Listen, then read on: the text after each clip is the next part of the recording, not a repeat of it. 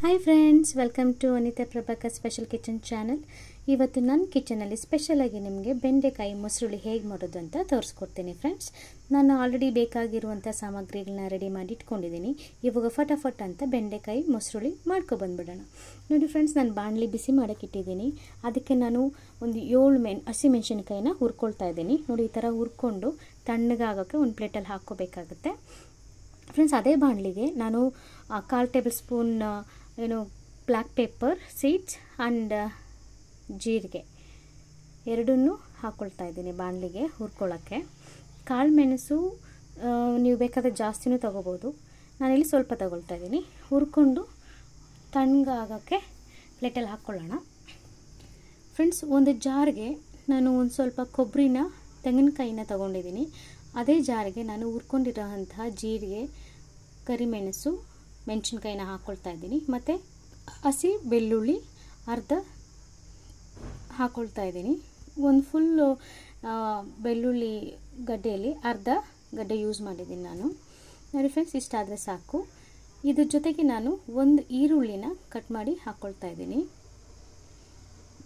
ಇದನ್ನು ನಾವು ರುಬ್ಕೊಂಡ್ಬಿಡೋಣ.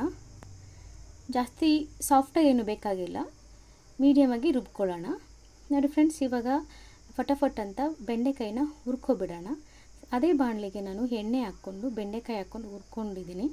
ಒಂದು 30% ಹುರ್ಕೊಂಡಿದ್ದಾದಮೇಲೆ ನಾನು ಒಂದು 1/2 ಟೇಬಲ್ ಸ್ಪೂನ್ ಸಾಲ್ಟ್ ಹಾಕ್ಕೊಂಡು ಹುರ್ಕೊಳ್ತಾ ಇದ್ದೀನಿ. ಬೆಂಡೆಕಾಯಿ ತುಂಬ ರುಚಿ ಬರುತ್ತೆ. ನೋಡಿ ಫ್ರೆಂಡ್ಸ್, ಇವಾಗ ಮೊಸರು ಮನೇಲಿ ಮಾಡಿರೋದು, ಅದನ್ನು ನಾವು ಕಡ್ಕೋಬೇಕಾಗುತ್ತೆ. ಮಜ್ಜಿಗೆ ಕಡಿಯೋದಲ್ಲಿ ಕಡ್ಕೋಬೇಕಾಗುತ್ತೆ. ಸಾಫ್ಟಾಗಿ ಎಲ್ಲ ಹಾಲಿನ ಥರ ಹಾಕಬೇಕು. ನೋಡಿ, ಎಲ್ಲೂ ಲಮ್ಸ್ಗಳಿರಬಾರ್ದು, ಆ ಥರ ಕಡ್ಕೊಳ್ಳಿ. ಇವಾಗ ಒಗ್ಗರಣೆ ಫಟಾಫಟ್ ಅಂತ ರೆಡಿ ಮಾಡ್ಕೊಳ್ಳೋಣ ಫ್ರೆಂಡ್ಸ್. ಬಾಣಲಿಗೆ ಸಾಸಿವೆ ಹಾಕಿದ್ದೀನಿ, 1/4 ಟೇಬಲ್ ಸ್ಪೂನು ಎಣ್ಣೆ ಹಾಕಿದ್ದೀನಿ, ಸ್ವಲ್ಪ ಕರಿಬೇವು ಸೊಪ್ಪನ್ನ ಹಾಕ್ಕೊಂಡಿದ್ದೀನಿ. ಇದೆಲ್ಲ ಚೆನ್ನಾಗಿ ಫ್ರೈ ಆದಮೇಲೆ ಸ್ಟವ್ ಆಫ್ ಮಾಡ್ಕೊಳ್ಳಿ. ಆಮೇಲೆ ಆಫ್ ಮಾಡ್ಕೊಂಡಿದ್ದಾದಮೇಲೆ 1/4 ಟೇಬಲ್ ಸ್ಪೂನ್ ಟರ್ಮರಿಕ್ಕು ಒಗ್ಗರಣೆಗೆ ಸೇರಿಸ್ಕೊಂಡು ಸ್ವಲ್ಪ ಮಿಕ್ಸ್ ಮಾಡಿಕೊಡಿ. ಇದು ಇವಾಗ ಒಗ್ಗರಣೆ ತಣ್ಣಗಾಗಬೇಕು ಫ್ರೆಂಡ್ಸ್. ನೋಡಿ, ಇಲ್ಲಿ ನಾನು ಮೊಸರನ್ನ ಕಟ್ಕೊಂಡಿದ್ದೀನಿ. ಅದಕ್ಕೆ ನಾನು ರುಬ್ಬಿಟ್ಕೊಂಡಿರೋಂತಹ ಖಾರನ ಸೇರಿಸ್ಕೊಳ್ತಾ ಇದ್ದೀನಿ. ಮಿಕ್ಸ್ ಮಾಡ್ಕೊಳ್ಬೇಕು. ಮಸಾಲೆ ಎಲ್ಲ ಹಾಕ್ಕೊಂಡು ನೀಟಾಗಿ ಮಿಕ್ಸ್ ಮಾಡಿಕೊಡಿ ಸೌಟಲ್ಲಿ.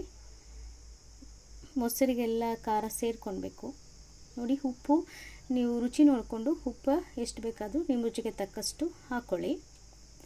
ಮಿಕ್ಸ್ ಮಾಡಿ. ಉಪ್ಪಿನ ಅಂಶ ಎಲ್ಲನೂ ಮೊಸರೆಲ್ಲ ಹಿಡ್ಕೋಬೇಕಾಗುತ್ತೆ. ನೋಡಿ, ಬೆಂಡೆಕಾಯಿ ಈಗ ತಣ್ಣಗಾಗಿದೆ. ಇದನ್ನು ನಾನಿವಾಗ ಮೊಸರಿಗೆ ಸೇರಿಸ್ಕೊಳ್ತೇನೆ. ಎಲ್ಲ ನಾವಿಲ್ಲಿ ಇದನ್ನು ಬಿಸಿ ಮಾಡಬಾರ್ದು, ಅದಕ್ಕೋಸ್ಕರ ಎಲ್ಲ ತಣ್ಣಗೆ ಮಾಡಿಕೊಂಡೆ ಹಾಕ್ಕೋಬೇಕಾಗುತ್ತೆ, ಇಲ್ಲಾಂದರೆ ಮೊಸರು ಒಡೆದೋಗುತ್ತೆ ಫ್ರೆಂಡ್ಸ್. ನೋಡಿ, ಒಗ್ಗರಣೆನೂ ತಣ್ಣಗಾಗಿದೆ. ಇವಾಗ ನಾನು ಮೊಸರುಳಿಗೆ ಸೇರಿಸ್ಕೊಳ್ತಾ ಇದ್ದೀನಿ.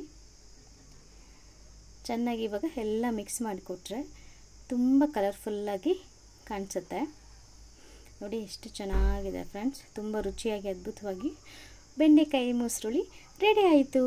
ಇದು ಅನ್ನಕ್ಕೆ, ಮುದ್ದೆಗೆ ತುಂಬ ಚೆನ್ನಾಗಿರುತ್ತೆ ಮತ್ತು ನಮ್ಮ ಆರೋಗ್ಯಕ್ಕೂ ತುಂಬ ಒಳ್ಳೆಯದು ಫ್ರೆಂಡ್ಸ್. ಈ ರೀತಿ ನೀವು ಅಟ್ಲೀಸ್ಟ್ ವಾರಕ್ಕೆ ಒಂದು ಸತಿನಾದರೂ ಮಾಡಿಕೊಂಡು ತಿನ್ನಿ, ಮನೆಯವರೆಲ್ಲ ಆರೋಗ್ಯವಾಗಿರ್ತೀರ. ಈ ವಿಡಿಯೋ ನಿಮ್ಗೆ ಇಷ್ಟ ಆಗಿದ್ದರೆ ಲೈಕ್ ಮಾಡಿ, ನಿಮ್ಮ ಫ್ಯಾಮಿಲಿ ಫ್ರೆಂಡ್ಸ್ ಎಲ್ಲರಿಗೂ ಶೇರ್ ಮಾಡಿ. ಇದೇ ರೀತಿ ರುಚಿಕರವಾದ ರೆಸಿಪಿಗಳನ್ನ ನೀವು ನೋಡಬೇಕು ಅಂದ್ಕೊಂಡ್ರೆ ಅನಿತಾ ಪ್ರಭಾಕರ್ ಸ್ಪೆಷಲ್ ಕಿಚನ್ ಚಾನಲ್ಗೆ ಫಟಾಫಟ್ ಅಂತ ಸಬ್ಸ್ಕ್ರೈಬ್ ಮಾಡ್ಕೊಳ್ಳಿ. ಇದೇ ರೀತಿ ನಿಮ್ಮ ಬ್ಲೆಸ್ಸಿಂಗ್ಸ್, ಪ್ರೀತಿ ನನ್ನ ಜೊತೆ ಯಾವಾಗಲೂ ಇರಲಿ. ನೆಕ್ಸ್ಟ್ ವಿಡಿಯೋದಲ್ಲಿ ಭೇಟಿಯಾಗೋಣ. ಅಂಟಿಲ್ ಟೇಕ್ ಕೇರ್, ಬಾಯ್ ಬಾಯ್.